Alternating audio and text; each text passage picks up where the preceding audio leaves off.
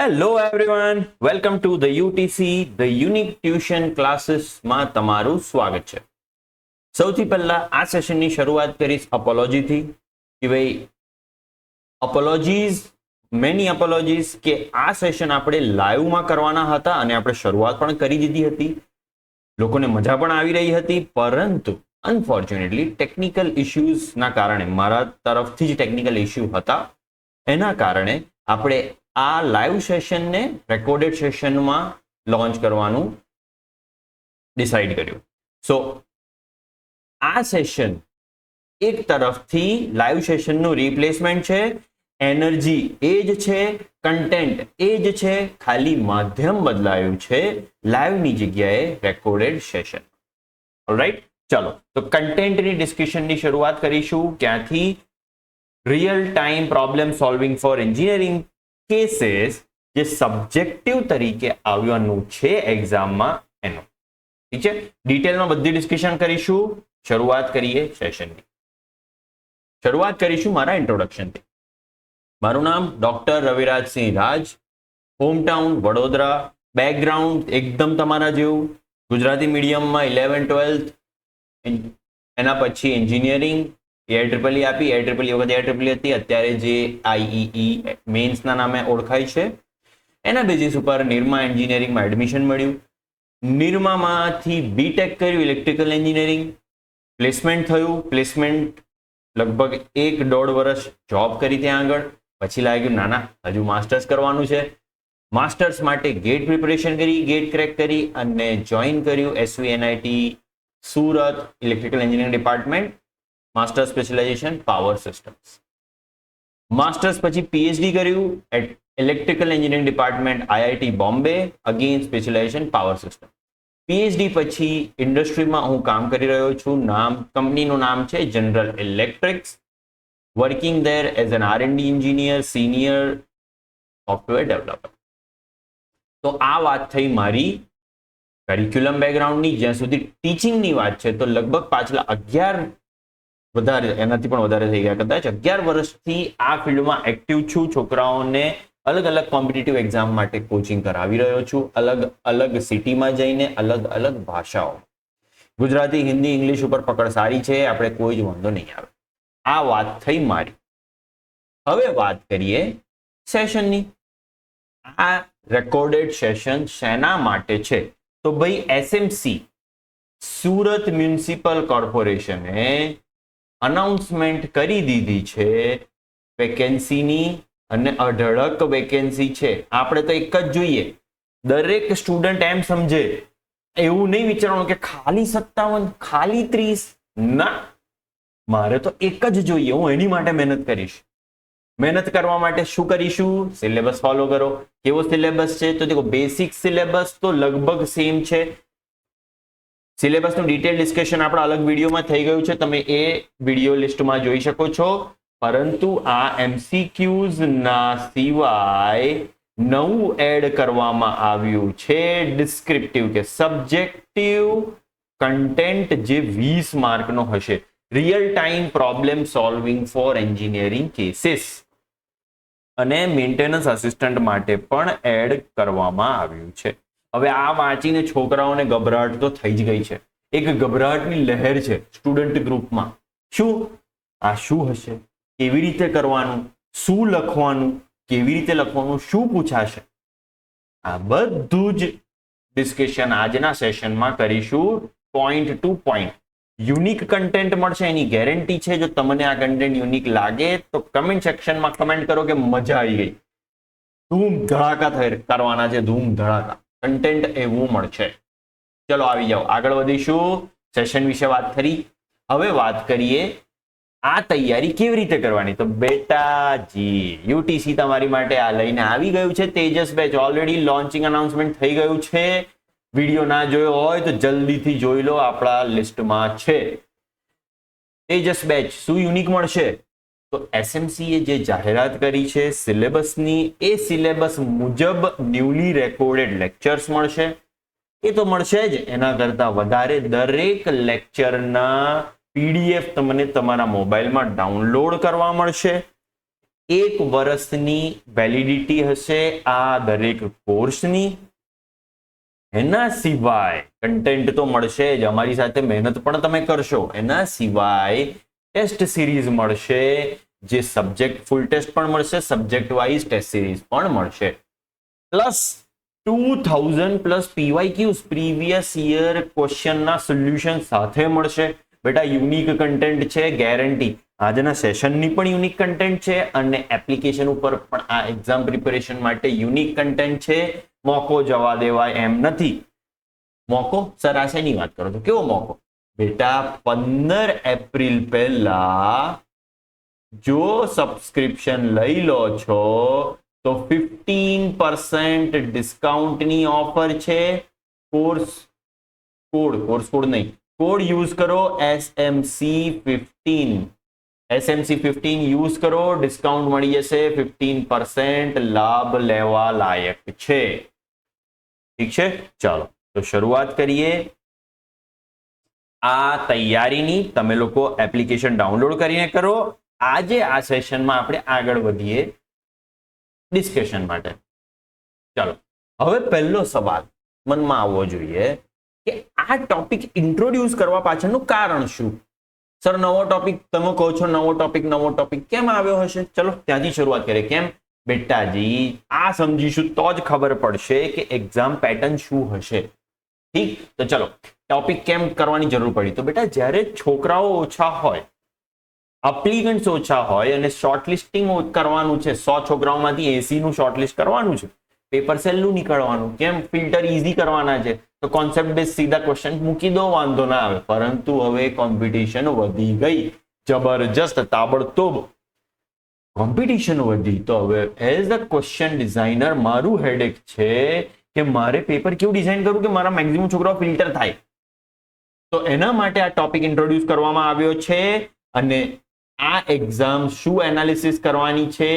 Not just theory, તમારી application વૃત્તિ કેવી છે, નોલેજ કોન્સેપ્ટને અપ્લાય કરવાની આવડત કેટલી છે એ ટેસ્ટ કરશે. એના કારણે દરેક એન્જિનિયરે હવે પ્રોબ્લેમ ડાયગ્નોસ્ટિક પોઈન્ટ ઓફ વ્યૂથી વિચારવાનું ચાલુ કરવું પડે. આ તૈયારીમાં એનો ભાગ જ છે. આ સબ્જેક્ટને હું તમને બધું ડિટેલમાં કહીશ. આ ટોપિક ખાલી તમારા કોન્સેપ્ચ્યુઅલ ડેપ્થ નહીં માપે, આ માપશે કે તમે એને કેટલું અપ્લાય કરો છો. એનાલિટિકલ સ્કિલ્સ ડેવલપ થશે, ડિસિઝન મેકિંગ ડેવલપ થશે, જે તમને તમારા જોબ સંદર્ભે કામ પણ આવશે, ઉપયોગી રહેશે. સો આ ટોપિક એડ કરવાનું મેઇન કારણ તો છે 1 2 3 4 આ 4. બરાબર છે? તો હવે આપણે સમજી લીધું કે ટોપિક કેમ આવ્યો. ધીમે ધીમે સમજીશું કે હવે આ ટોપિક છે, આપણને લખીને આવી ગયું છે, એનાથી ભગાઈ નહીં, ભાગી નહીં શકો. તો કેવી રીતે તૈયારી કરીશું? બેટા બીજું એક કીધું કે આ મોસ્ટ ઇમ્પોર્ટન્ટ ટોપિક છે. મોસ્ટ ઇમ્પોર્ટન્ટ ટોપિક છે. સર આપ તો બધા આમ જ કે, તમે એવું જ બોલો છો. બેટા હું પ્રૂવ કરીશ કે આ મોસ્ટ ઇમ્પોર્ટન્ટ છે. કેમ? થોડી વાર જોડાયેલા રહો, વિડીયો જોતા રહો, હું આ પ્રૂવ કરીને આપીશ કે આ કેમ મોસ્ટ ઇમ્પોર્ટન્ટ ટોપિક છે. ઓકે, ચાલો પહેલા શરૂઆત કરીએ. ટોપિક શું છે, કેમ આવ્યો ખબર પડી. હવે વાત કરીએ કે ટોપિક કેટલો ડિફરન્ટ છે, શું છે, થિયરીથી આ ટોપિક કેટલો ડિફરન્ટ હશે. તો 6 ડિસ્કશન પોઈન્ટ આપણે ફોકસ કરીશું. પહેલો છે focus, MCQ versus problem solving. એટલે પહેલા 80 માર્ક, પહેલા 70 માર્ક વર્સિસ આ 20 માર્ક, એમાં શું ડિફરન્ટ હશે અને આનાથી આપણને ખબર પડશે કે તૈયારી કેટલી ડિફરન્ટ કરવી પડશે. ઠીક છે? તો જો MCQ નો ફોકસ શું હોય છે? MCQ નો ફોકસ હોય કોર કોન્સેપ્ટ કેવી રીતે તમે ગ્રાસ્પ કર્યા છે એક્સપ્લેન કરવાનું. એટલે ક્વેશ્ચન જ્યારે બને તો MCQ નો ફોકસ હોય કે તમારા કોર કોન્સેપ્ટનું ટેસ્ટ કરવું. પ્રોબ્લેમ સોલ્વિંગ શું ટેસ્ટ કરીશ? હું એ ટેસ્ટ કરીશ કે તમે રિયલ ફિલ્ડ સિચ્યુએશનમાં એનાલિસિસ કેવી રીતે કરશો, પ્રેક્ટિકલ સિનારીઓમાં એનાલિસિસ કેવી રીતે કરશો, તર્ક વિતર્ક કેવી રીતે શરૂઆત કરશો વિચારવાની. ક્વેશ્ચન્સ કેવા ફ્રેમ થશે? સર ક્વેશ્ચન્સ સિમ્પલ ફ્રેમ થશે. MCQ માં ડાયરેક્ટ ક્વેશ્ચન હોય, ક્યાં તો ડેફિનેશન બેઝડ હોય, ક્યાં તો ડેરિવેશન બેઝડ હોય, ક્યાં તો ફોર્મ્યુલા બેઝડ હોય. પ્રોબ્લેમ સોલ્વિંગમાં ક્વેશ્ચન કેવા હશે? સિચ્યુએશન બેઝડ હશે, જ્યાં તમને પ્રેક્ટિકલ એન્જિનિયરિંગ ઇશ્યુઝને ડિસ્ક્રાઇબ કરવાનું રહેશે. એક્ઝામ્પલ તરીકે explain working principal of 3-phase induction motor, અને ત્યાંથી તમે મલ્ટિપલ એમસીક્યુ ડિફાઇન કરી શકો. Working principal of 3-phase induction થી મલ્ટિપલ એમસીક્યુ ડિઝાઇન થાય. પ્રોબ્લેમ બેઝડ કેવી રીતે થાય? તો ભાઈ મોટર ઓવરહીટ થઈ રહી છે તો આઈડેન્ટિફાય પોસિબલ કોઝિસ. આખા ક્વેશ્ચનનો સંદર્ભ બદલાયો. કોન્સેપ્ટ એ જ છે, ઇન્ડક્શન મશીન, પણ ક્વેશ્ચનનો સંદર્ભ બદલાઈ ગયો. તો આ એમસીક્યુ અને પ્રોબ્લેમ સોલ્વિંગમાં મેઇન ડિફરન્સ રહેશે. એપ્લિકેશન ક્યાં હશે? તો એમસીક્યુ, જ્યારે તમે એમસીક્યુ માટે તૈયારી કરો છો તો તમારા કોન્સેપ્ચ્યુઅલ નોલેજ ટેસ્ટ થાય છે. પ્રોબ્લેમ સોલ્વિંગમાં તમારી એનાલિટિકલ એબિલિટીઝ ટેસ્ટ થશે અને કોન્સેપ્ટને પ્રેક્ટિકલ સિનારીઓમાં અપ્લાય કરવાની આવડત ટેસ્ટ થશે. અપ્રોચ શું? તૈયારીનો અપ્રોચ બિલકુલ બદલાશે બેટા. આ ફરક છે તો અપ્રોચ પણ બદલાવો જોઈએ. એમ નહીં બધું એકમાં તૈયાર કરી લીધું. તો અપ્રોચ એમસીક્યુમાં તમારે કોન્સેપ્ટ રિકોલ કરવાના હશે અને થિયોરિટિકલ કોન્સેપ્ટને એક્સપ્લેન કરવાના હશે. એવી રીતે તૈયારી કરવાની. પ્રોબ્લેમ સોલ્વિંગની તૈયારી કેવી રીતે કરશો? આમાં તમારે પ્રેક્ટિસ કરવી પડશે અલગ અલગ પ્રોબ્લેમને ડિઝાઇન કરીને પ્રેક્ટિકલ અપ્રોચની. સ્કિલ્સ શું જોઈશે? તો મેમરી અને કોન્સેપ્ચ્યુઅલ ક્લેરિટી એમસીક્યુ માટે ઇનફ છે. મેમરી, કોન્સેપ્ચ્યુઅલ ક્લેરિટી થઈ ગઈ, એમસીક્યુ થઈ ગયા, 80-70 માર્ક સીધા તરી જશો. પરંતુ આ 20 માર્ક માટે તમારે analytical thinking, engineering point of view develop કરવા પડશે. 100% કરવા પડશે. અને એટલા માટે જ હું કહું છું કે મોસ્ટ ઇમ્પોર્ટન્ટ. હજુ આગળ જઈશું. ફરી લખું છું, મોસ્ટ ઇમ્પોર્ટન્ટ ટોપિક, અને આ હું પ્રૂવ કરીશ થોડી વારમાં. ઠીક છે, બધું સાર કાઢીશું. ચલો આગળ વધીએ. Categories of situation. સર, હવે તમે એમ કીધું કે આ ટોપિકને ડિસ્કશન કરવા માટે તમે એમ કીધું કે સિચ્યુએશન બેઝડ કે સિનારીઓ બેઝડ ક્વેશ્ચન હશે. તો હવે ત્યાંથી જ શરૂઆત કરીએ, ત્યાંથી જ ઉઠાવીએ કે કઈ કઈ કેટેગરી. તો જો કેટેગરીઝમાં કઈ કઈ હોઈ શકે? ફોલ્ટ ડાયગ્નોસિસ, કોઈ ફોલ્ટ આવ્યો સિસ્ટમમાં તો એ ડાયગ્નોસિસ પોઈન્ટ ઓફ વ્યૂના ક્વેશ્ચન ફ્રેમ થાય. સિસ્ટમ પરફોર્મન્સ રિલેટેડ ઇશ્યુના ક્વેશ્ચન ફ્રેમ થાય કે ભાઈ સિસ્ટમ ઓવરહીટ થઈ રહી છે, સિસ્ટમમાં મલ્ટિપલ ફ્રીક્વન્ટલી ટ્રિપિંગ થઈ રહ્યું છે, ત્યાંથી ક્વેશ્ચન ફ્રેમ થઈ શકે. એનર્જી એફિશિયન્સી કન્ટિન્યુઅસલી ડાઉન આવે છે તો ત્યાંથી ડાયગ્નોસિસ પૂછી શકે. પ્રોટેક્શન સિસ્ટમ માલ ફંક્શન થઈ રહી છે, ત્યાંથી કેટેગરીના ક્વેશ્ચન આવી શકે. ક્યાં તો ઇક્વિપમેન્ટ સિલેક્શન પ્રોબ્લેમ, કોઈ ઇક્વિપમેન્ટ જ ખોટો સિલેક્ટ થઈ ગયો. ફોર એક્ઝામ્પલ, મારી ઘરનું ઇન્સિડન્ટ બતાવું. જ્યારે આપણે ઘર ઉપર રૂફટોપ સોલાર નખાવ્યું તો ભાઈ સાહેબે રૂફટોપ સોલારની સાથે એમસીબી મૂકી. હવે એમસીબી નું રેટિંગ તમારે કેલ્ક્યુલેટ કરવું પડે કે તમારા ઘરમાં લોડ કેટલો છે, કારણ કે સોલારથી પાવર ખેંચો છો તો એ પાવર ઘરના લોડને મીટ કરશે એટલો કરંટ માટેની એમસીબી આપણે મૂકવી જોઈએ. ભાઈ સાહેબે શું કર્યું? જે ભાઈ સાહેબ મારી ઘરે આવ્યા હતા, એમસીબી ની કેલ્ક્યુલેશનમાં ભૂલ કરી, એક એસી ના લોડનું જ ખાલી કેલ્ક્યુલેશન લીધું.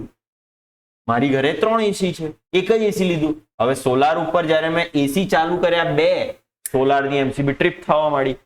હવે આપણને જોવામાં શું મળ્યું કે એમસીબી ટ્રીપ થઈ.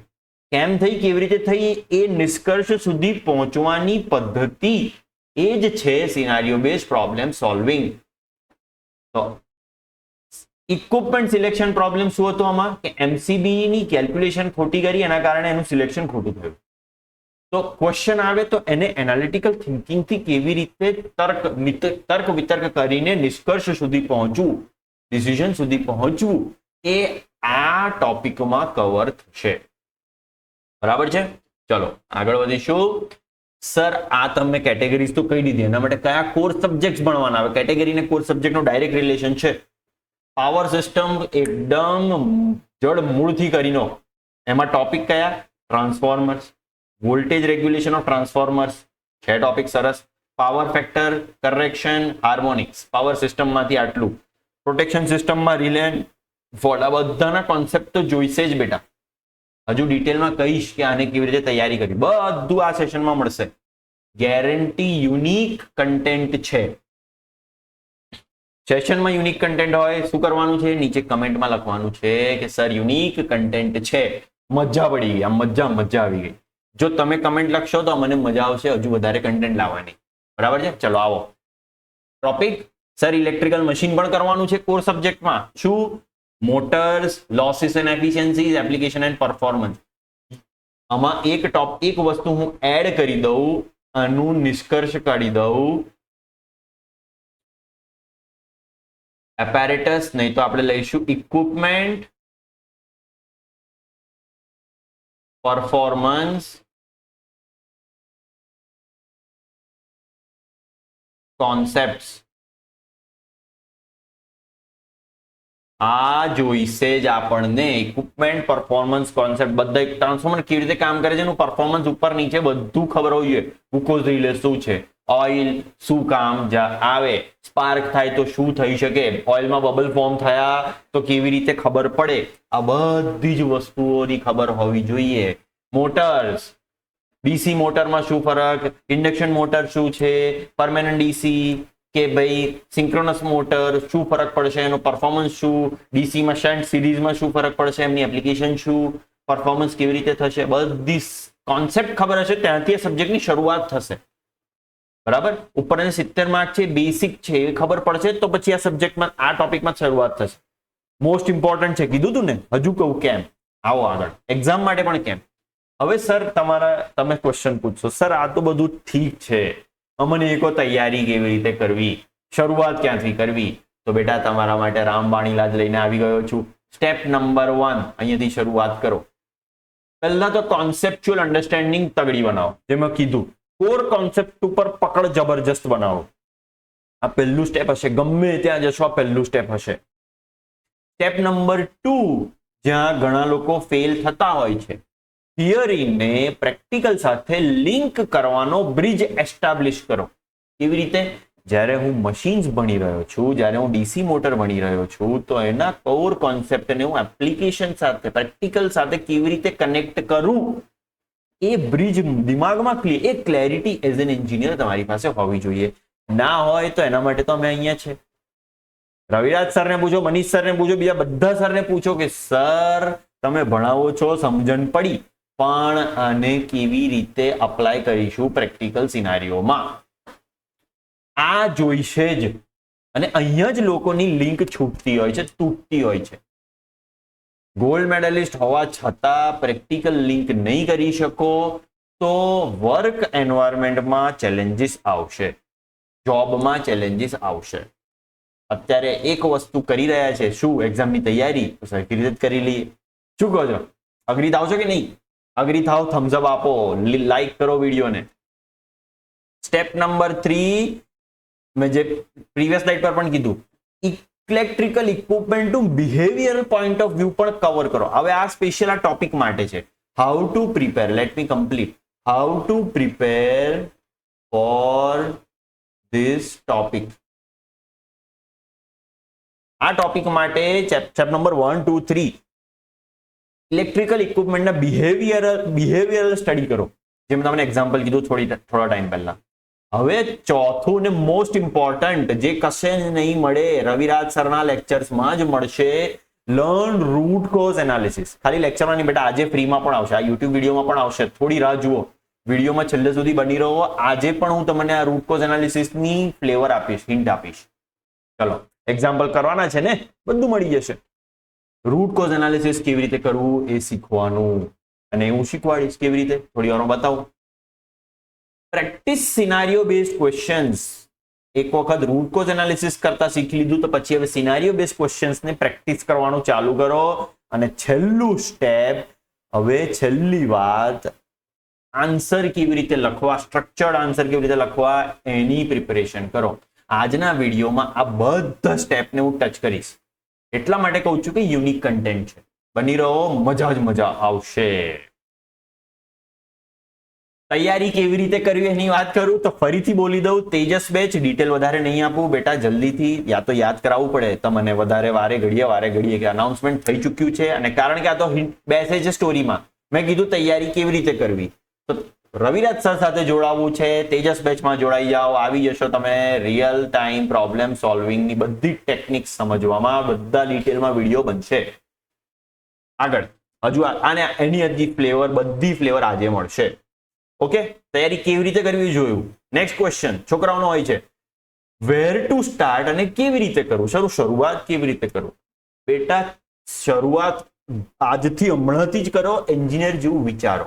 જો તમે આ પાછલા 6 સ્ટેપ કર્યા ને તો તમારા ઓટોમેટિકલી એનાલિટિકલ સ્કિલ્સ ડેવલપ થઈ જશે, એક એન્જિનિયર પાસે હોવી જોઈએ.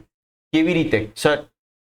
હવે હું બધા બહુ એમ કે એન્જિનિયર જેવું વિચારો, પણ કોઈ તમને એવું નહીં કે એન્જિનિયર કેવું વિચારે.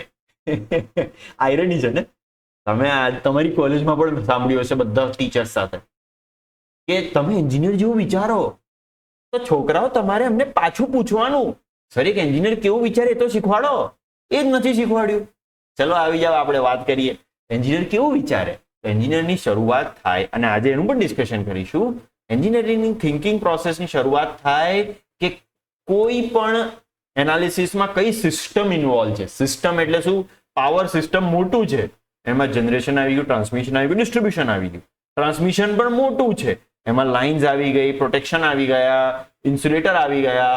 સો કઈ સિસ્ટમ ઇન્વોલ્વ છે એન્જિનિયરને પહેલી વાતની એ ખબર હોય. બીજું શું ખબર પડે? એબનોર્માલિટી આવી તો એમાં કયા બિહેવિયર ઓબ્ઝર્વ થયા અને એબનોર્માલિટી કયા કારણે આવી હોઈ શકે એ વિચારવાની શક્તિ હોય, એ આપણે ડેવલપ કરવાની છે. કોર્સમાં મળશે. કયા ઇલેક્ટ્રિકલ કોન્સેપ્ટને હું જોડીશ અહીંયા આગળ, અને કોઈ વખત ખાલી ઇલેક્ટ્રિકલ નહીં, મેથેમેટિકલ મિકેનિકલ કોન્સેપ્ટ પણ જોડાતા હોય છે. તો એ કયા કોન્સેપ્ટ જોડીશ આ પણ એન્જિનિયરને ખબર હોય. ને છેલ્લે 3 સ્ટેપ પછી ચોથા સ્ટેપમાં ખબર પડશે, આટલી મને ખબર પડી તો હવે મને ખબર છે કે હું પ્રોબ્લેમ સોલ્યુશન સુધી કેવી રીતે પહોંચીશ. યુઝ્યુઅલી શું થતું હોય છે ખબર છે? યુઝ્યુઅલી આ પહેલા 3 સ્ટેપ લોકો મિસ કરતા હોય છે. પહેલા 3 સ્ટેપ મિસ કરતા હોય છે. Don't miss.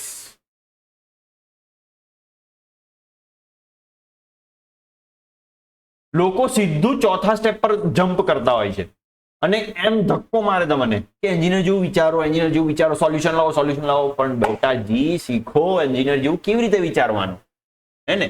લાઈવ સેશનમાં આની વધારે મજા આવત મને ખ્યાલ છે, પરંતુ તમે ઓફલાઈનમાં પણ જોડાયા છો તો કમેન્ટ કરી દો કે મજા આવી ગઈ. નેક્સ્ટ, સર તમે એમ કહો છો કે એન્જિનિયરિંગ અપ્રોચ ડેવલપ કરો. હવે મને સમજાવો ડિટેલમાં. આજે જ સમજાવીશ આ બધું, પણ હું કશું બાકી નહીં રાખું. એક્ઝામ્પલ આવું, એન્જિનિયરિંગ અપ્રોચના એક્ઝામ્પલ શું છે તો જુઓ.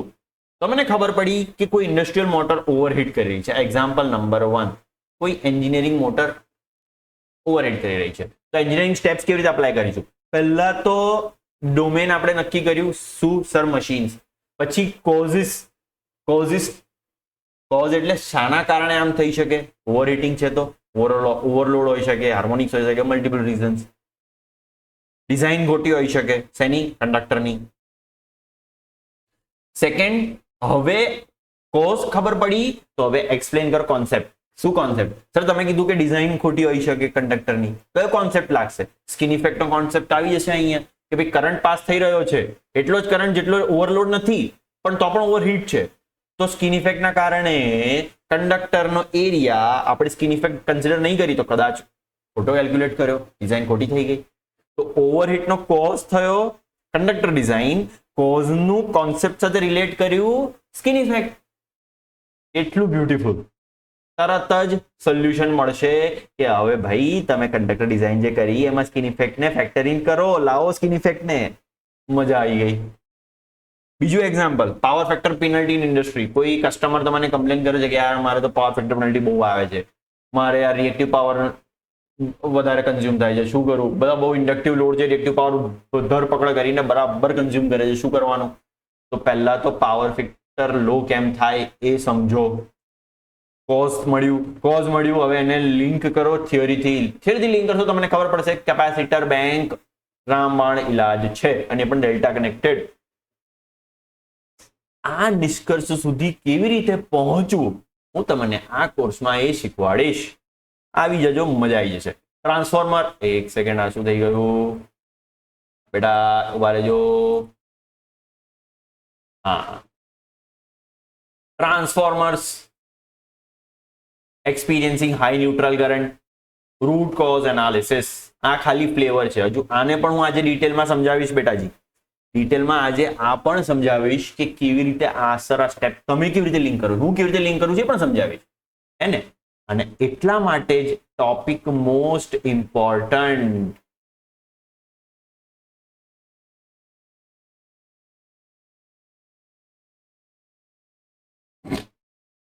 હજુ પ્રૂવ નથી થયું, પ્રૂવ કરીશ, ધ્યાન રાખો. આગળ આવો સર. હવે મને એ સમજાવો, how to solve a problem, route cause analysis કેવી રીતે કરવું. અચ્છા, લખ્યું જ છે, ચલો અહીંયા છે જ. રૂટ કોઝ એનાલિસિસ કેવી રીતે કરવું. દેખો બેટા, યુનિક કન્ટેન્ટ છે, આ કન્ટેન્ટ કશે જ નહીં મળે, ગેરંટી. ગેરંટી એટલે આમ છાતી ઠોકીને ગેરંટી. યુટીસી પર જ આ મળશે, બીજે કશે આ કન્ટેન્ટ નહીં મળે. તો અપ્રિશિએટ કરો યાર, મજા આવી ગઈ તો લખો, મજા પડી ગઈ. રૂટ કોઝ એનાલિસિસના 4 સ્ટેપ છે. સ્ટેપ નંબર 1, જો મારા લેક્ચરમાં તમને ક્લેરિટી મળશે, ક્લેરિટી હોવી જ જોઈએ. હંમેશા કોઈ પણ ટાસ્કને નાના ટાસ્કમાં ડિવાઈડ કરો, મજા આવી જાય. તો હું જ્યારે તમને રૂટ કોઝ એનાલિસિસ સમજાવું છું તો 1 2 3 4 4 સ્ટેપમાં ડિવાઈડ કર્યું છે. એક્ઝામ્પલ સાથે ડિસ્કશન કરીશ. આ સ્લાઇડ ઉપર હું થોડો વધારે સમય લઈશ. Step number 1, identify symptoms. Route cause analysis કેવી રીતે પરફોર્મ કરવું એના એક્ઝામ્પલ સાથે હું સમજાવીશ. અને આ આપણા એક્ઝામમાં આવશે. કેવી રીતે, શું, બધું લિંક કરીશ. જોડાયેલા છો, વિડીયોમાં પકડ બનાવી છે મેં, તો છેક સુધી રહેજો. આવી જાઓ. Identify symptoms. સૌથી પહેલું સ્ટેપ હોય સિમ્ટમ્સ આઈડેન્ટિફાઈ કરો. શું ઓવરહીટિંગ છે, ટ્રીપ થઈ રહી છે, ટ્રાન્સફોર્મર ડિસ્ટ્રીબ્યુશન સિસ્ટમ છે, ક્યાં મોટર ડ્રાઈવ સિસ્ટમમાં કે ટ્રાન્સમિશન લાઇનમાં. Identify symptoms. સિમ્ટમ્સ થી ડિઝાઇન નક્કી કરો કે ક્યાં આગળ તકલીફ છે. તો જો ઓબ્ઝર્વ એન્ડ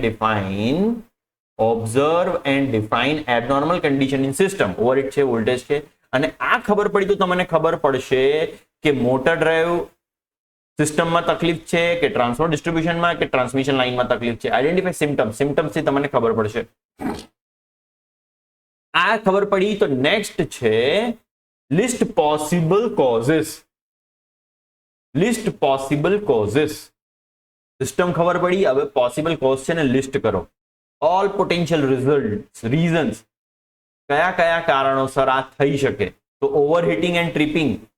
ઓવરહીટિંગ એન્ડ ટ્રિપિંગ કેમ થઈ શકે? વોલ્ટેજ ડ્રોપ, વાઇબ્રેશનલ એબનોર્મલ કરંટ કેવી રીતે થઈ શકે, શું થઈ શકે, લિસ્ટ આઉટ કરો. નેક્સ્ટ, હવે કોન્સેપ્ટ અપ્લાય કરો. ઓવરહીટ થયું તો એના કોન્સેપ્ટમાં લોસીસ, કોન્સેપ્ટ સાથે જોડાયું. લોસીસ આવ્યું, સ્કિન ઇફેક્ટના કારણે લોસ થાય, આપણે જોયું ઓવરહીટ. એક વોલ્ટેજ ડ્રોપ થયો તો ઇમ્પિડન્સના કારણે. ભાઈ હાઈલી ઇન્ડક્ટિવ ઇમ્પિડન્સ છે તો તમારા વોલ્ટેજ ડ્રોપ થશે, રિએક્ટિવ પાવર વધારે કન્ઝ્યુમ કરશે. મોટર વાયર ટ્રીપ થાય છે તો ક્યાં તો ઓવરલોડ હશે, ક્યાં તો ઇમ્બેલેન્સ હશે. તો કોન્સેપ્ટને, કોઝ સાથે કોન્સેપ્ટને સ્ટેપ 2 ને સ્ટેપ 3 સાથે કનેક્ટ કરો. સ્ટેપ 3 ખબર પડી તો સ્ટેપ 4 સિમ્પલ થઈ જશે. ડિટરમિન સોલ્યુશન. એવી રીતે સર અગર ઓવરહીટ છે અને એ ઇમ્બેલેન્સના કારણે છે તો હાર્મોનિક ફિલ્ટર લગાવો, ઇમ્બેલેન્સને ફિલ્ટર આઉટ કરો. ઇમ્બેલેન્સ છે ઇન્ડક્ટિવ પાવરના કારણે, પાવર ફેક્ટર લો છે, કેપેસિટર બેંક લગાવો, પાવર ફેક્ટર કરેક્શન થઈ ગયું છે. રિલે સેટિંગમાં તકલીફ છે, રિલે સેટિંગ કરેક્ટ કરો. ઇક્વિપમેન્ટ રિપ્લેસ કરો અગર ખોટી ડિઝાઇન થઈ છે તો. સો રૂટ કોઝ એનાલિસિસના મેઇન 4 સ્તંભ છે જે આપણે આમાં આજે ડિસ્કસ કર્યા. અને પ્રોબ્લેમ માટે વિચારવામાં પણ તમારે આ 4 સ્ટેપ આવશે અને એક્ઝામમાં લખવા માટે પણ આ 4 સ્ટેપ આવશે અને હું પ્રૂવ કરીશ થોડી સમયમાં. Next, how to write answer. Sir આ બધી તમે કથા તો કરી. શું કથા કરી? સર આ બધી કથા કરી કે સોલ્વ કેવી રીતે કરવાનું, આ ટોપિક શું કામ આવ્યો, આ ટોપિકને કેવી રીતે વિચારવાનો, આ ટોપિકને કેવી રીતે તૈયારી કરવાની, બધું કીધું.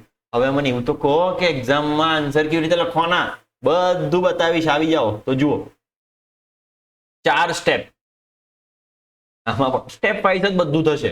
4 સ્ટેપ મહત્વના. સ્ટેપ નંબર 1, પહેલા તો પ્રોબ્લેમ આઈડેન્ટિફિકેશન. કયા સબ્જેક્ટનો છે, કયો કોર કોન્સેપ્ટ, કયા સબ્જેક્ટનો છે ને કયો કોર કોન્સેપ્ટ લાગશે એ પહેલા ડિસાઈડ કરો. જ્યારે ક્વેશ્ચન તમારી સામે છે ને તો પહેલા સ્ટેપમાં ક્વેશ્ચન વાંચવાનો, નંબરથી લઈને બિંદુ સુધી, પૂર્ણ વિરામ સુધી આખો ક્વેશ્ચન શાંતિથી વાંચવાનો, સમજવાનું શું કે આ ક્વેશ્ચન કયા સબ્જેક્ટનો છે અને કયા ટોપિકનો છે. આ ખબર પડી એટલે તમારું અડધો દરિયો તરી ગયા છો. આટલી ખબર પડી એટલે તમે અડધો દરિયો તરી ગયા. સ્ટેપ નંબર 2, એન્જિનિયરિંગ કોન્સેપ્ટ જે અપ્લાય થશે આ ક્વેશ્ચનને સોલ્વ કરવામાં એને ક્લિયરલી એક્સપ્લેન કરો, 1 કે 2 લાઈનમાં. લાંબુ કોઈ કથા કરવાની જરૂર નથી, બધું કહીશું તમને અહીંયા, પરંતુ 1 કે 2 લાઈનમાં કોન્સેપ્ટ એક્સપ્લેન કરો. સ્ટેપ નંબર 3, ટેકનિકલ રીઝનિંગ તગડું હોવું જોઈએ. તમે જે વાત કરી રહ્યા છો લખીને, જે વિચારી રહ્યા છો એ ટેકનિકલી સાઉન્ડ કરેક્ટ હોવું જોઈએ, તો એનું રીઝનિંગના પોઈન્ટ મૂકો. સ્ટેપ નંબર 4, પ્રેક્ટિકલ સોલ્યુશન લખો અને વાત પૂરી કરો. આન્સરમાં આ 4 પહેલું, આ ઓવરઓલ થીમ છે આન્સરની. આઈડેન્ટિફાઈ કરો પ્રોબ્લેમ, કોર કોન્સેપ્ટને ક્લિયરલી એક્સપ્લેન કરો 1 કે 2 લાઈનમાં. પ્રોબ્લેમ ખબર પડી, કોન્સેપ્ટ ખબર પડ્યો, હવે ટેકનિકલ રીઝનિંગ આપો કે આને સોલ્વ કેવી રીતે કરીશું, અને પછી સોલ્યુશનના સ્ટેપ્સ આપો. આ 4 પોઈન્ટમાં તમારો આન્સર આખો કન્સ્ટ્રક્ટ કરવાનો. સર આ ના ખબર પડી, ડેમો આપો, ડેમો. ચાલો આવી જાવ ડેમો. તો હવે ડેમો થી વાત કરીશું. હવે તમને હું આખા ટોપિકનો નિષ્કર્ષ આપીશ. આવી જાઓ. એક્ઝામ્પલ આન્સર કેવી રીતે લખવાનો, તો એક ક્વેશ્ચન છે. હવે આમાં તમને બધું જ ખબર પડશે કેવા ક્વેશ્ચન આવી શકે. હાઉ ટુ રાઇટ,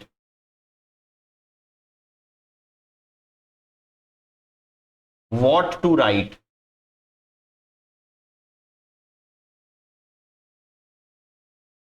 અને છેલ્લે હાઉ ટુ પ્રિપેર.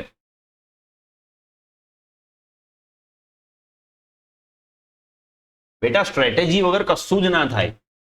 આખા સેશનમાં મેં સ્ટ્રેટેજીની વાત કરી છે.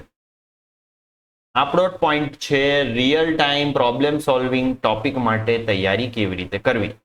સ્ટ્રેટેજી જો મેં જ્યારે આ સ્લાઇડ્સ બનાવી તો મારા દિમાગમાં સ્ટ્રેટેજી હતી, એ જ સ્ટ્રેટેજી હું અપ્લાય કરીશ તમારા માટે તૈયારી કરવામાં, લેક્ચર રેકોર્ડ કરવામાં. આવી જાઓ ક્વેશ્ચનને વાંચીએ. ક્વેશ્ચન શું કહે છે? ક્વેશ્ચન કહે છે કે 3 ફેઝ ઇન્ડક્શન મોટર, પહેલા ઇંગ્લિશમાં વાંચીશ, ગુજરાતીમાં ભાષાંતર કરીશ. A 3-phase induction motor driving a pump is frequently overheating during operation. What could be the possible reason and how can it be solved? Question છે એક્ઝામ. સર તમને કેવી રીતે ખબર પડી? ચલો પહેલા તો આન્સર કેવી રીતે લખવાનું જોઈ લે, પછી સમજાવું કે આ કેવી રીતે ક્વેશ્ચન આવી શકે. બધી ડિટેલ કહું. જુઓ, સેમ્પલ આન્સર કેવી રીતે લખશો, સિક્વન્સ લોજિકલ હોવી જોઈએ, તો જ એક્ઝામિનરના દિમાગમાં ઇમ્પ્રેશન છૂટે કે ના આ સાચું છે. પહેલા કોઝ લખો, કોઝ. આ જ એક્ઝેક્ટ ડિટ્ટો આ ક્વેશ્ચનનો ડિટ્ટો આ લખશો ને પૂરેપૂરો માર્ક મળશે ગેરંટી. કેવી રીતે મને ખબર છે પણ હું કહીશ થોડી વારમાં. કોઝ, પહેલા કોઝ લખો. સર કોઝ શું છે? Most common cause of motor overheating is overloading, voltage imbalance or inadequate cooling. આ 3 કારણ હોઈ શકે. મોટર ઓવરહીટ થાય છે. સર કેમ હોઈ શકે? તો ભાઈ એક તો કુલિંગ વેન્ટિલેશન નથી રાખ્યું તમે, ક્યાં તો પછી ઓવરલોડ કરી દીધી છે મોટરને, ક્યાં તો પછી વોલ્ટેજ ઇમ્બેલેન્સ છે. ઇમ્બેલેન્સના કારણે ઓવરહીટ થાય. કેમ? કારણ કે નેગેટિવ સિક્વન્સ કરંટ કે imbalance sequence, neutral current zero નહીં રહે. ઇમ્બેલેન્સના કારણે 3 ફેઝ ઇન્ડક્શન મોટર છે, ન્યુટ્રલ કરંટ, ન્યુટ્રલમાંથી જ્યારે કરંટ ફ્લો થાય ઓવરહીટ ચાન્સીસ વધે. કેટલું આમ ફ્લોમાં નીકળ્યું તરત મજા પડી જાય જ્યારે તમે ટેકનિકલ કોન્સેપ્ટને પ્રેક્ટિકલ એપ્લિકેશન સાથે લિંક કરી શકો. એ જ તો વાત છે. તો કોઝ આવી ગયા. હવે concept. Sir concept according to induction motor torque current relationship, load increases beyond rated capacity, motor draws excessive current. આ ઓવરલોડિંગના કોન્સેપ્ટ થયો. વોલ્ટેજ ઇમ્બેલેન્સનો કોન્સેપ્ટ મેં સમજાવ્યો એ થયો. અને ઇનએડિક્વેટ કુલિંગ તો લખવાની જરૂર નથી. તો આ ક્વેશ્ચનમાં મેં મિસ કર્યું છે. તમારે વોલ્ટેજ એન્ડ કોન્સેપ્ટમાં એન્ડ લખીને એક વધારે લાઈન લખવી પડશે. Imbalance, voltage imbalance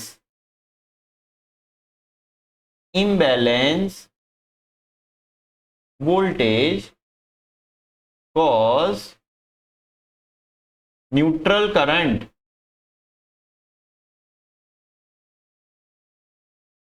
flow. Neutral current flow થશે. આ પણ લખવું પડે. કોન્સેપ્ટમાં 2 કોન્સેપ્ટ લખવા પડશે, ઓવરલોડિંગ અને વોલ્ટેજ ઇમ્બેલેન્સ માટે. Effect, higher current load increases I2R losses. Motor કેરેક્ટરિસ્ટિકમાં જો કરંટ વધારે ગયો તો આઈસ્ક્વેર લોસીસ વધશે સ્ટેટર વાઇન્ડિંગમાં અને હીટ વધશે. સોલ્યુશન શું છે? પહેલા તો જુઓ, motor within rated load condition, overload તો નથી, પહેલું સોલ્યુશન. બીજું, ઇમ્બેલેન્સ તો નથી. ત્રીજું, કુલિંગ. આ સોલ્યુશન. પ્રોબ્લેમના રૂટ કોઝ સોલ્યુશન. જાણવામાં બહુ ઈઝી લાગે છે, પરંતુ જો મેં આન્સર ના આપ્યો હોત તો તમે વિચારો કે શું તમે આટલું લખી શક્યા હોત? નહીં. તો તૈયારી પોઈન્ટ ઓફ વ્યૂ જરૂરી છે બદલવાની. હવે હું એમ કહું કે આ ક્વેશ્ચન કેમ મને ખબર પડી કે આવા ક્વેશ્ચન આવે, તો બેટાજી ગુજરાતમાં એસએમસી આ ટોપિક નવો લઈને આવી રહ્યું છે, બરાબર, પરંતુ આ ટોપિક નવો નથી. Rajasthan public commission, union public commission, જેમ કે જીપીએસસી છે એવી રીતે રાજસ્થાન આરપીએસસી, રાજસ્થાન, મધ્યપ્રદેશ, મહારાષ્ટ્ર, એમની એક્ઝામિનેશન્સમાં એમને આ ક્વેશ્ચન, આ ટોપિકના ક્વેશ્ચન પૂછેલા છે. એનાથી પણ જૂનું ગેટમાં હંમેશા એમસીક્યુ આવે છે, પરંતુ ગેટના પપ્પા એક લેવલ ઉપરની એક્ઝામની વાત કરીએ તો એ છે ઈએસઈ, એન્જિનિયરિંગ સર્વિસીસ એક્ઝામિનેશન, જે આપણને આઈઈએસ ની પદવી માટે થતી હોય છે. આ એક્ઝામમાં પણ રૂટ કોઝ એનાલિસિસ સિલેબસમાં હોય છે. તો આ ક્વેશ્ચનની પેટર્ન નવી નથી. હા, આપણા એસએમસી કે ગુજરાત લેવલે એક્ઝામિનેશનમાં પહેલી વાર આવી રહી છે, પરંતુ આ ટાઈપના ક્વેશ્ચન આવતા હોય છે અને ત્યાંથી જ તમારી તૈયારી હું કરાવીશ. ઠીક છે, ચલો આગળ વધીએ. બીજો એક્ઝામ્પલ, લો પાવર ફેક્ટરનો એક એક્ઝામ્પલ લીધેલો છે, તો જલ્દીથી જો રિવાઇઝ કરીશું concept. An industrial facility experiences low power factor due to inductive load such as motors and transformers. How should this problem be addressed? અહીંયા આગળ સોલ્યુશન સીધું નથી પૂછ્યું. શું પૂછ્યું છે? આ પ્રોબ્લેમ તમે કેવી રીતે એડ્રેસ કરશો, કેવી રીતે આન્સર લખશો આ ક્વેશ્ચનનો. Large inductive loads like motor transformer draw lagging reactive power from the supply. આ કોઝ છે શેનો? Low power factor. ઓબ્ઝર્વેશન થયું, તમે મીટરમાં જોયું લો પાવર ફેક્ટર છે, એ ઓબ્ઝર્વેશન થયું. આ ઓબ્ઝર્વેશનનું કોઝ શું છે? કે ભાઈ જ્યારે ઇન્ડક્ટિવ લોડ લાગેલો છે ત્યારે વધારે રિએક્ટિવ પાવર કન્ઝ્યુમ કરે છે ને એટલા માટે જ પાવર ફેક્ટર લો થયો છે. તો આ કોઝ થયું. હવે આને કોન્સેપ્ટ સાથે જોડો. Power factor is defined as cosine of phase angle between voltage end current. Inductive load causes current to lag behind voltage, જેના કારણે રિએક્ટિવ પાવર કન્ઝમ્પશન વધી જાય. આ કોન્સેપ્ટ થયો. હવે થયા ઇફેક્ટ. આના કારણે શું થશે? જો પાવર ફેક્ટર લો થયો તો જે રિયલ પાવર જોઈએ છે એના માટે વધારે કરંટ પુશ કરવો પડશે, ઓવરલોડિંગ થઈ શકે છે, ટ્રાન્સમિશન લોસીસ વધશે, હીટિંગ લોસીસ વધશે, બરાબર. આ ઇફેક્ટ થઈ. ફાઇનલ આન્સર શું થશે? સોલ્યુશન, કેપેસિટર બેંક લગાવો, એ લોકલી તમને રિએક્ટિવ પાવર સપ્લાય કરી આપશે. તો બે રામબાણ, બે ઇલાજ થશે. એક, તમારો પાવર ફેક્ટર ઇમ્પ્રુવ થઈ ગયું એટલે તમારી પેનલ્ટી નહીં લાગે, અને બે, ટ્રાન્સમિશન લોસ પણ નહીં લાગે. કેમ? કારણ કે તમે લોકલી પાવર ફેક્ટર કરેક્શન કરી રહ્યા છો. આ રીતે સ્ટેપમાં આન્સર લખવાના, વધારે કથા નહીં કરવાની. હજુ એક એક્ઝામ્પલ લઈશું ટ્રાન્સફોર્મરનું. A distribution transformer supplying several electronic load is experiencing abnormal heating. What could be the reason? તો જુઓ ફરીથી ઓબ્ઝર્વેશન થયું, હીટિંગ. કોઝ શું થશે? કોઝ હશે નોન લિનિયર લોડ ક્યાં તો ઓવરલોડ. હવે નોન લિનિયર લોડ જેમ કે યુપીએસસી છે, વીએફડી. વીએફડી એટલે કે વેરિયેબલ ફ્રીક્વન્સી ડ્રાઈવ. લખી લો ભાઈ, વીએફડી એટલે variable frequency drives. Variable frequency drive એટલે કયા થયા? મોટર્સ ને ઓપરેટ કરવા માટે જે ડ્રાઈવ લાગે એને વેરિયેબલ ફ્રીક્વન્સી ડ્રાઈવ કહેવાય. યુપીએસ બધાને ખબર છે, રેક્ટિફાયર. જ્યારે આ કનેક્ટેડ હોય એઝ અ લોડ તો આ બધા નોન લિનિયર લોડ છે. નોન લિનિયર લોડ હોવાથી હાર્મોનિક્સ ઇન્ટ્રોડ્યુસ થાય. કોન્સેપ્ટ શું છે? હાર્મોનિક્સ ઇન્ટ્રોડ્યુસ થયા તો મલ્ટિપલ ફ્રીક્વન્સી કમ્પોનન્ટ પ્રેઝન્ટ હશે અને આ તમારા ટ્રાન્સફોર્મરને ઓવરહીટ કરશે. Additional eddy current, multi frequency એટલે additional eddy current, additional skin ઇફેક્ટના કારણે પણ તકલીફ થશે. કોર લોસીસ વધશે, એડી કરંટ વધશે, ઇવન કન્ડક્શન લોસીસ વધશે કારણ કે skin effect, excessive transformer heating, because skin effect or losses is directly proportional to frequency. Frequency, multiple frequency component છે, higher frequency component છે તો સ્કિન ઇફેક્ટ વધી જશે, I square R losses skin effect ના કારણે. સોલ્યુશન શું છે? Install harmonic filter. Harmonic filter લગાવો, હાર્મોનિક ને બાયપાસ કરો. Harmonic filter is also again nothing but capacitor inductor. Capacitor inductor જ છે બધામાં હાર્ટમાં. કે રેટેડ ટ્રાન્સફોર્મરમાં આપણે અહીંયા ફેક્ટરિંગ કરી રહ્યા છે શું? હાર્મોનિક્સને. ડિઝાઇનમાં જ આવે છે કે રેટેડ.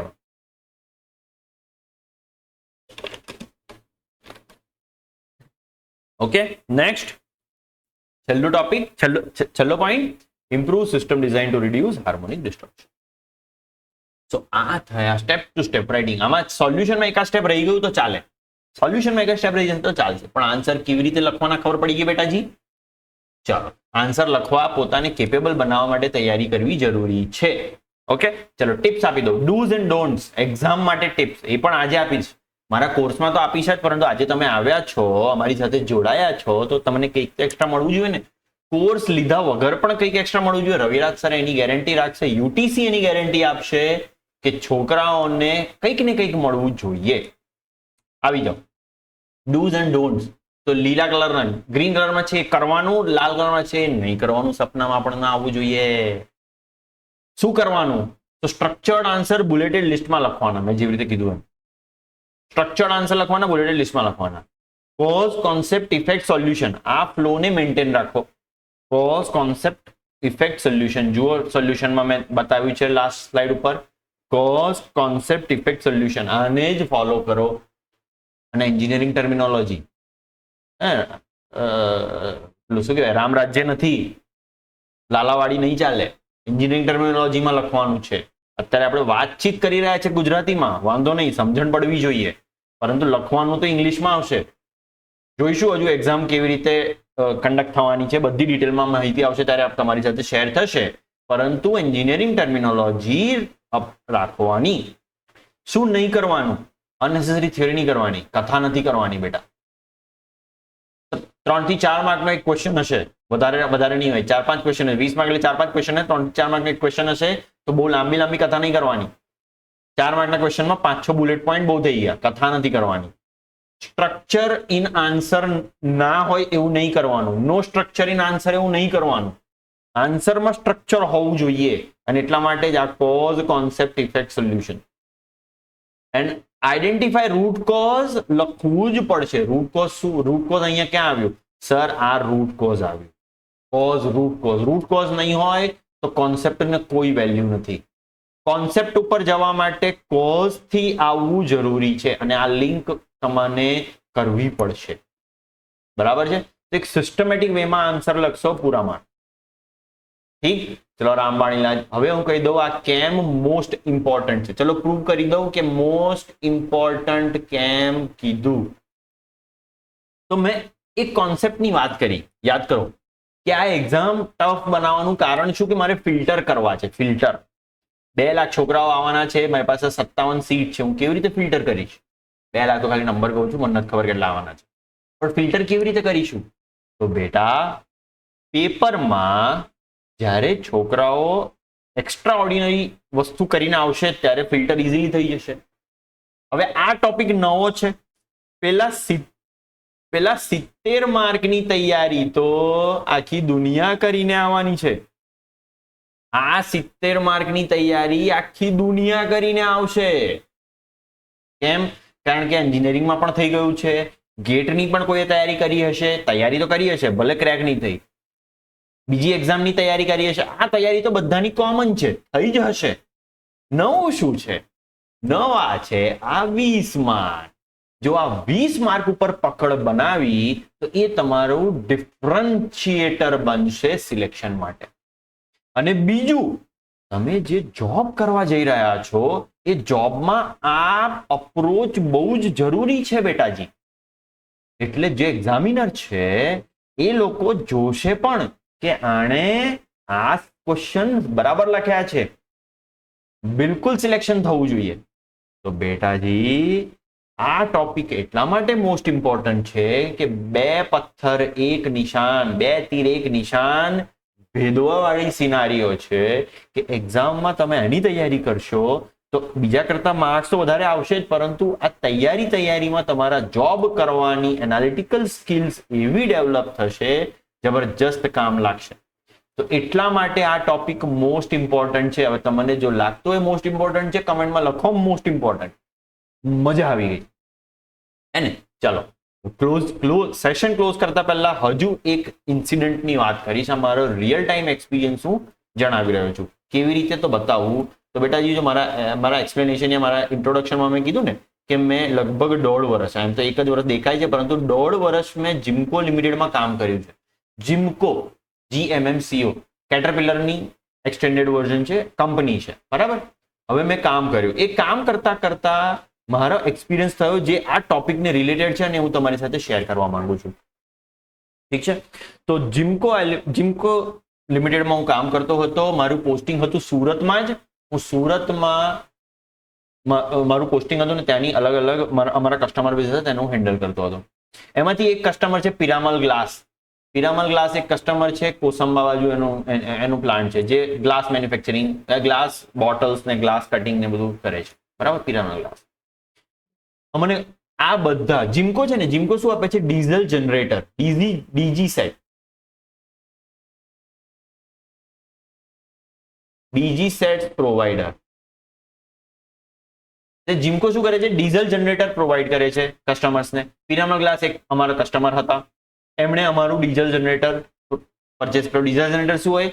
જ્યારે મેઇન પાવર જતો રહે ત્યારે ફેક્ટરીનો લોડ આપણે ફરીથી મીટ કરવો છે. પાવર નથી આવતો, સપ્લાય નથી આવતો, પરંતુ ફેક્ટરી લોડ મીટ કરવો છે, ડીઝલ જનરેટર ચાલુ કરીશું અને આપણું કામકાજ ચાલુ રાખીશું. એટલે બેકઅપ. ઘરમાં યુપીએસ ચાલે કારણ કે નાનું હોય, પણ ઇન્ડસ્ટ્રીયલ લોડમાં મોટા જનરેટર, ડીઝલ જનરેટર જોઈએ. તો અમારા કસ્ટમર હતા. એમણે ફોન કર્યો.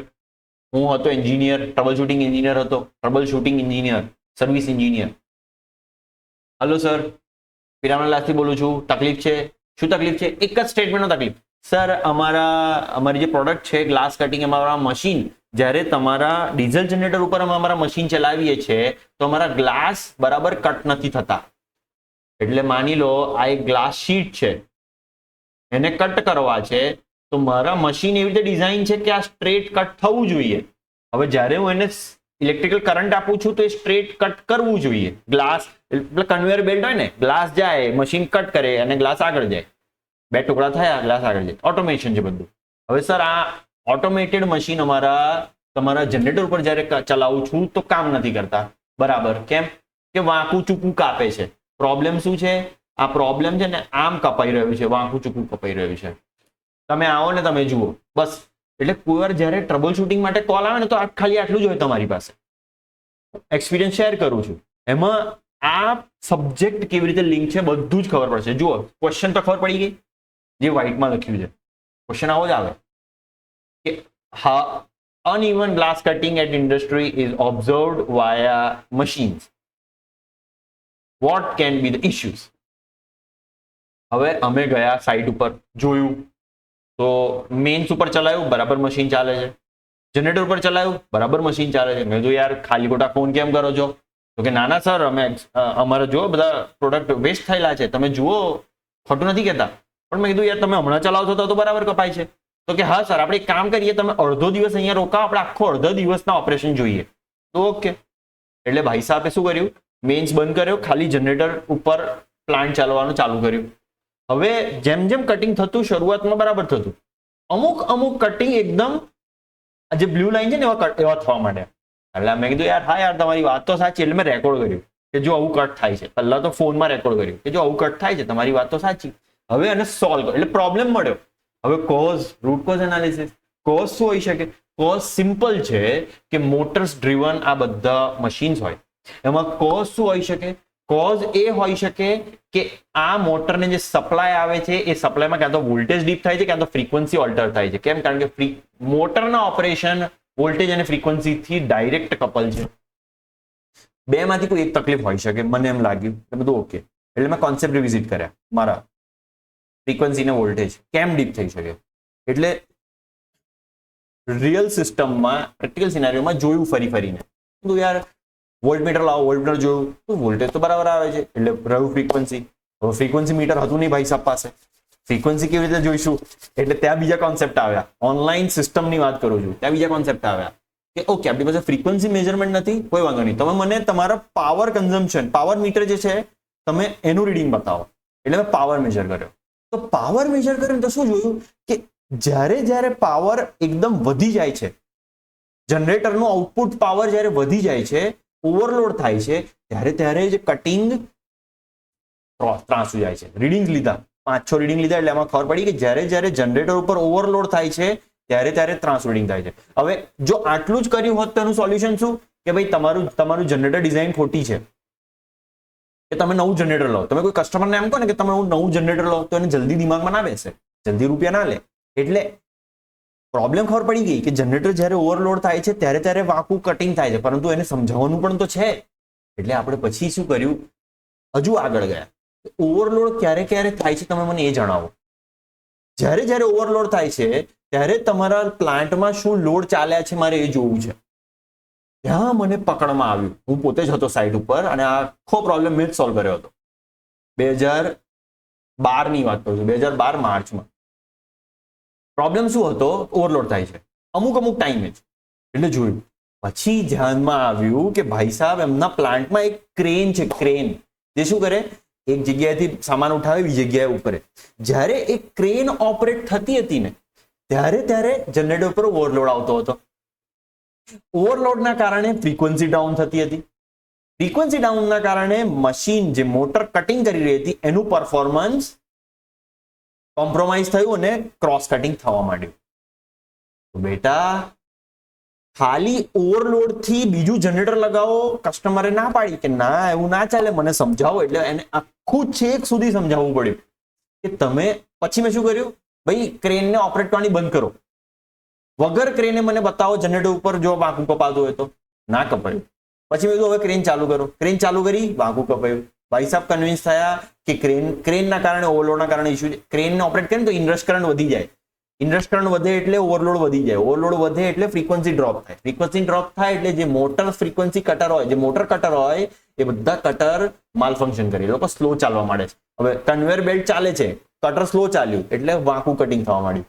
આ આખું લિંક કર્યું છે રૂટ કોઝ એનાલિસિસ થી. ખબર પડી? તો આ રિયલ ટાઈમ એક્સપિરિયન્સ છે અને આ ટોપિક એટલા માટે મોસ્ટ ઇમ્પોર્ટન્ટ છે. હવે ફરીથી લખી દઉં, મોસ્ટ ઇમ્પોર્ટન્ટ. ખાલી એક્ઝામ માટે નહીં બેટા, તમે જે જોબ કરવાનો છો એમાં પણ ઇમ્પોર્ટન્ટ છે. બરાબર? તો આટલું વિડીયો આખો જોઈ લીધો ને હવે જો ખબર પડી વધારે મજા આવી હશે. ઠીક છે? આ બધું શીખવું હોય આવી જાઓ, તેજસ બેચમાં જોડાઈ જાઓ, બધો કન્ટેન્ટ મળશે, કશું બાકી નહીં રહે એની ગેરંટી. ફરીથી રિપીટ નહીં કરું કારણ કે આપણા બધો કન્ટેન્ટ છે. ક્લોઝિંગ રિમાર્ક મૂકી દઉં, આજના સેશનમાં આપણે આટલું ડિસ્કસ કરીશું. અહીંયા સેશનનો અંત કરીશું, પરંતુ રિવાઇઝ કરીને. શું કર્યું આજે? તો જુઓ, અન્ડરસ્ટેન્ડિંગ કોન્સેપ્ટ સિસ્ટમ તો કરવું જ પડશે. આ તો કરવું જ પડશે, આના તો વગર તો છૂટકો જ નથી. ઉપરના 70 માર્ક અને નીચેના 20 માર્ક માટે આ તો કરવું જ પડશે. હવે 20 માર્ક માટે બીજું એક્સ્ટ્રા શું કરવું પડશે? Develop engineering problem solving ability. આ અપ્રોચ ખાલી એક્ઝામમાં નહીં, તમારે રિયલ ટાઈમમાં જોબ કરતી વખતે પણ બહુ કામ લાગશે. ડાયરેક્ટ એપ્લિકેબલ છે, પર્સનલ એક્સપિરિયન્સથી બતાવું અને એની તૈયારી હું કરાવીશ. તૈયારી કરવું હોય આવી જાઓ યુટીસી સાથે. ઠીક છે? ચાલો, આની સાથે સેશનને અલવિદા કરીશું. All the best to all of you. ભાઈ મજાની એક્ઝામ આપો, જ્યાં આપો. જોડાવો છો અમારી સાથે તો મજા આવશે, વાતચીત કરીશું, શીખવા મળશે. Looking forward to collaboration. તમારી સાથે વાતચીત કરીશું, મળીશું બીજા સેશન્સમાં, નહીં તો લેક્ચર્સમાં. ત્યાં સુધી ટેક કેર. જય હિન્દ, જય ભારત.